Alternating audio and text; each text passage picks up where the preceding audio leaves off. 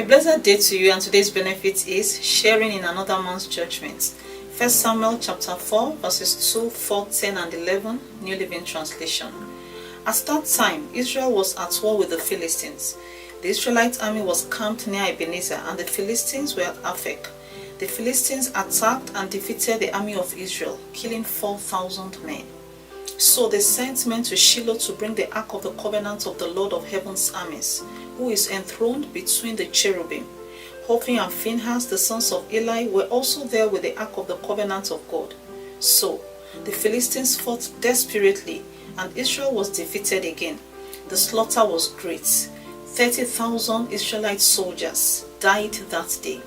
The survivors turned and fled to their tents. The ark of God was captured, and Hophni and Phinehas, the two sons of Eli, were killed.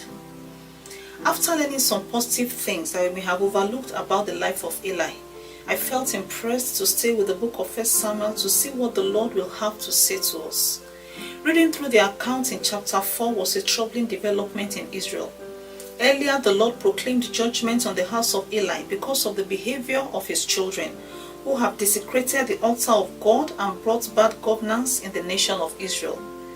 These were the words of judgment from the Lord to Eli. 1 Samuel chapter 2 verses 31 to 34, New Living Translation. The time is coming when I will put an end to your family, so it will no longer serve as my priests. All the members of your family will die before their time. None will reach old age. You will watch with envy as I pour out prosperity on the people of Israel, but no members of your family will ever live out their days. The few not cut off from serving at my altar will survive, but only so their eyes can go blind and their hearts break, and their children will die a violent death. And to prove that what I have said will come true, I will cause your two sons, Hophni and Phinehas, to die on the same day. This was a very heavy judgment on the family of Eli, all because of the sin of these two persons, though God accounted their father as an accomplice. I began to wonder how God brought the last part of that judgment to pass, which was meant to be a sign to Eli that what he said will come to pass. That is, the death of his two sons in one day. Who would have thought that the war between the Philistines and Israel was the platform for this to come to pass? At the beginning of the war, Israel lost 4,000 armies. The army then sent for the Ark of the Covenant to receive help from God over the battle. But alas, it was simply an invitation to bring Hophni and Phinehas for judgment. This brought the two to the war front. They had their last jubilation with the army upon their arrival, but it was the last to their grave.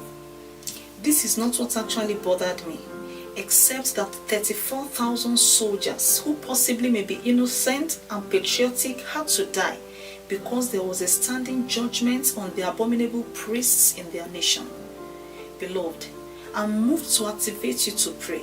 As much as we have learned and prayed to move with men that are blessed like Eli, it is also dangerous for your destiny to connect with men that are cursed. Some of us come from a lineage similar to Eli's family under a judgment.